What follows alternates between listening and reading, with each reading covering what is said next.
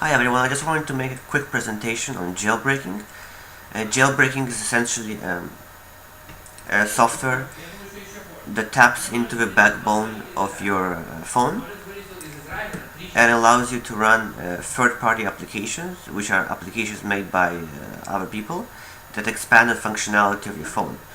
Jailbreaking is mostly something that you can find for the iPhone series of phones.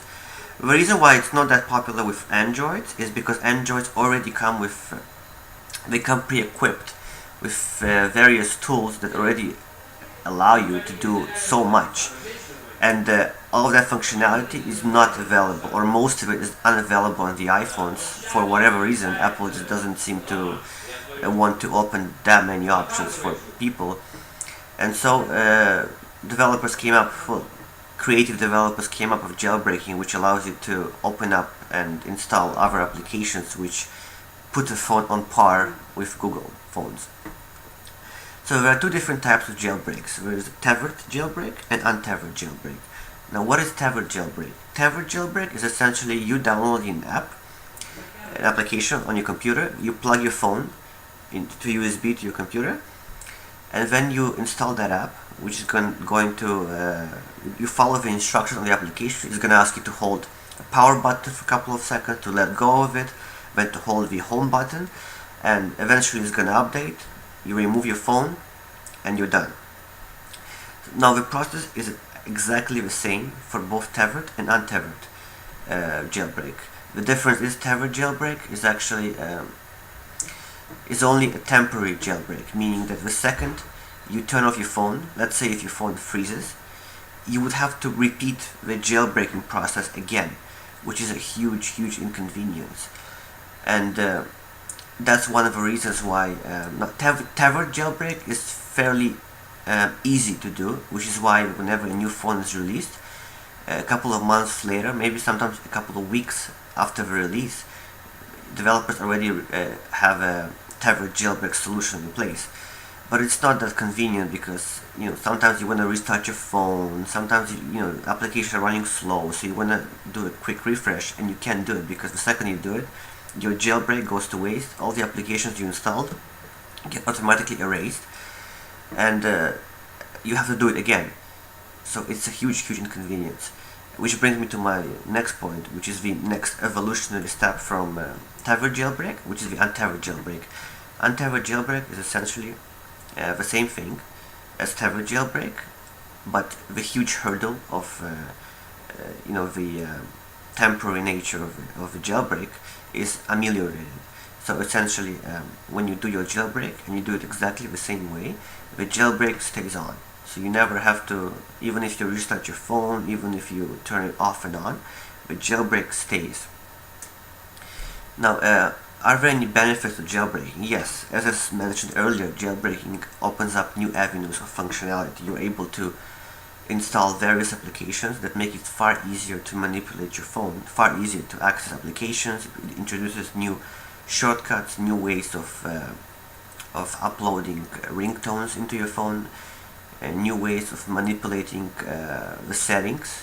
So it allows you to access the settings, the most functional and most useful settings with two button presses rather than having to go through layers and layers of menus trying to find the one you're looking for.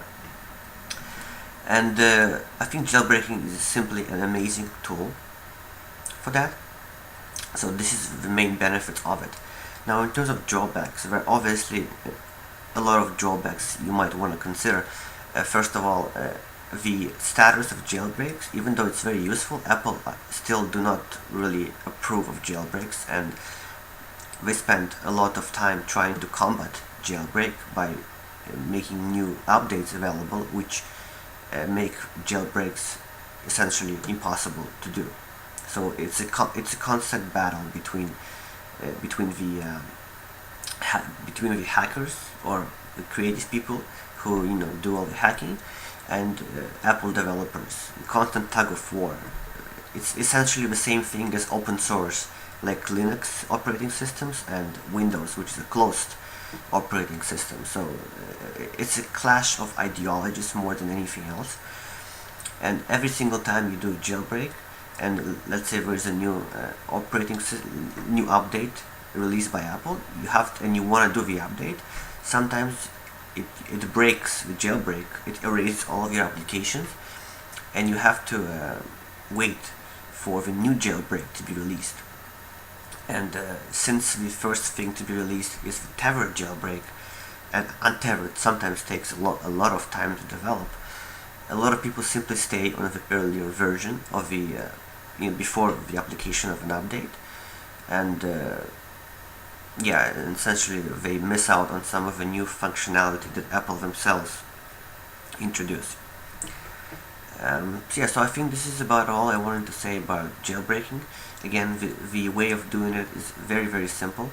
The most intuitive one is connecting your phone to your computer, downloading an application, which you can find through Google, and holding a few buttons, following the instructions. It literally takes less than a minute to finish the jailbreaking process.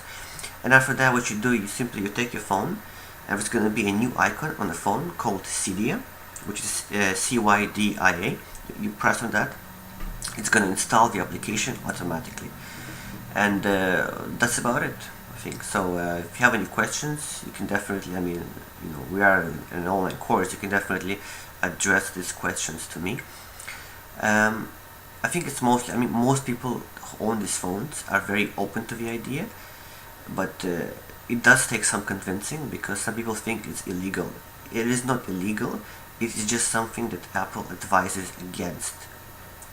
The dangers are really minimal, but the sort of pluses it has are really huge, and I think that overall it's really worthwhile doing a jailbreak.